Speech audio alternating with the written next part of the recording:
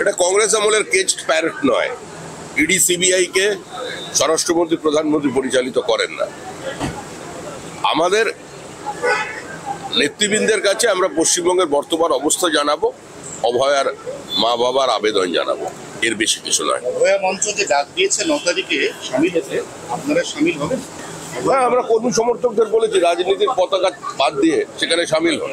একটা স্বতঃস্ফূর্ত প্রতিবাদ, মানুষ বিচার চাইছে এবং একটা প্রাতিষ্ঠানিক খুনের বিরুদ্ধে মানুষ স্বতঃস্ফূর্তভাবে প্রতিবাদ করছে।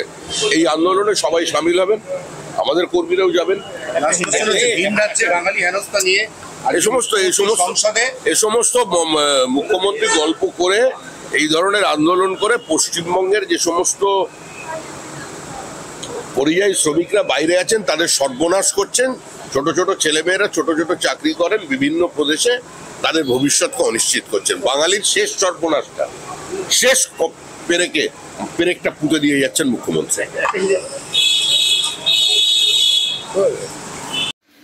Our channel does not promote any violent, harmful or illegal activities.